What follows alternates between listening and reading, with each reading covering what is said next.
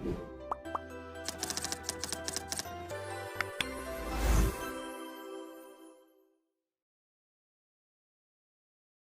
Students.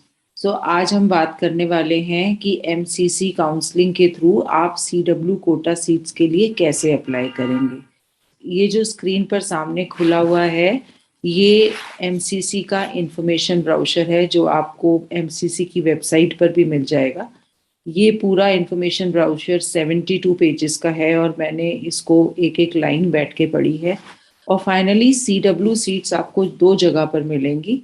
एक तो ये जो चैप्टर 6 मैंने सेंट्रल यूनिवर्सिटी इंस्टीट्यूट वाला खोला हुआ है, इस ऑप्शन में आपको सीडब्ल्यू सीट्स मिलेंगी। कौन से कॉलेजेस में ये सीडब्ल्यू सीट्स होंगी? यहाँ पे वीएमएमसी जो Varthaman Mahavir medical college, Ram Manohar Lohia college, यहाँ पर आपको सीडब्ल्यू सीट्स मिलेंगी। एंड मोस्ट लाइकली ये आपको 85% स्टेट कोटा सीट ऑप्शन में ये मिलेगा, बिकॉज दिल्ली में डेफिनेटली सीडब्ल्यू कोटा है। और दूसरी सीट्स आपको मिलेंगी दिल्ली यूनिवर्सिटी वाले ऑप्शन में।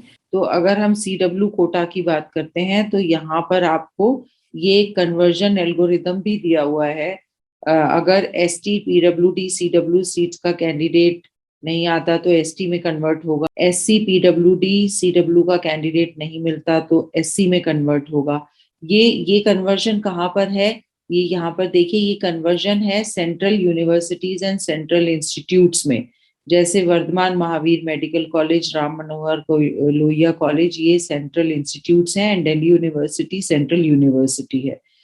ये कन्वर्जन टेबल, अगर इस कैटेगरी का कोई भी स्टूडेंट है और सीडब्ल्यू कैटेगरी में है तो उसको जरूर अप्लाई करना चाहिए, बिकॉज बहुत बार ऐसा पॉसिबिलिटी होता है कि ये सीडब्ल्यू की सीट्स जो है इस तरीके का कैंडिडेट नहीं मिल पाता और फिर उनका कन्वर्जन हो जाता है ये वाली कैटेगरीज में। जैसे अनरिजर्व पीडब्ल्यू डी सीडब्ल्यू है, लेकिन अगर कोई कैंडिडेट नहीं मिला तो वो अनरिजर्व में हो जाएगा। खैर, आगे चल के देखते हैं दिल्ली यूनिवर्सिटी में ये क्या बोलते हैं। दिल्ली यूनिवर्सिटी में फिर दिया हुआ है कि there will be reservation for CW candidates are advised to check their eligibility and rules thereof with the DU before applying for this reservation.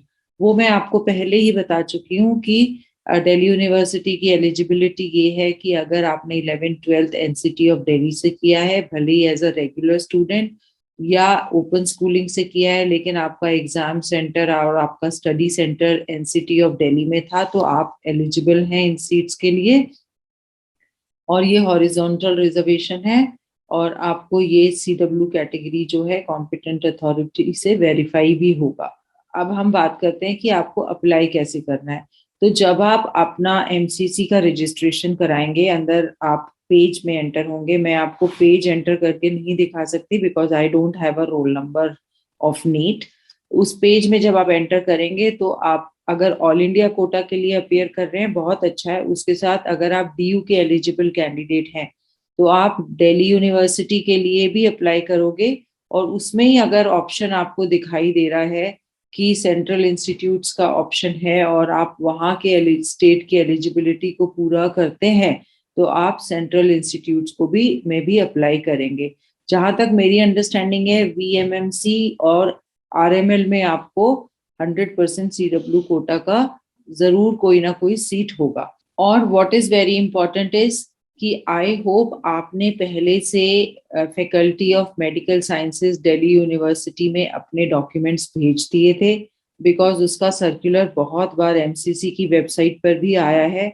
और एक बार मैं आपको दोबारा वो सर्कुलर खोलकर दिखा देती हूँ। ये देखिए, मैं मेडिकल काउंसलिंग कमेटी की वेबसाइट पर हूँ और ये सर्कुलर जो Delhi university of Delhi faculty of medical sciences ने पोस्ट किया था 7 दिसंबर 2021 को, ये डेट इन्होंने दी थी। और ये डेट बहुत बार एक्सटेंड हुई है कि सीडब्ल्यू कैटेगरी 85% दिल्ली कोटा के जो स्टूडेंट्स हैं उनको बोला गया था कि वो अपना डॉक्यूमेंट्स, एंटाइटलमेंट या एलिजिबिलिटी या कंसेशन सर्टिफिकेट जो है वो अपने ये डॉक्यूमेंट्स सबमिट कर दें। और ये डेट 7 दिसंबर 2021 से 12 दिसंबर 21 5 PM तक एक्सटेंड हुई थी, बिकॉज आपका वेरिफिकेशन ऑफ डॉक्यूमेंट यहीं से ही होगा।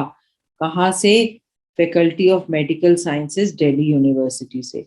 इसके सिवा अगर आप फॉर्म जब रजिस्टर करते हैं, आपके सामने फॉर्म खुलता है, फिर भी आपको अगर कोई डाउट आता है तो आप मुझे उसका स्क्रीनशॉट शेयर करके ईमेल पर भेज सकते हैं.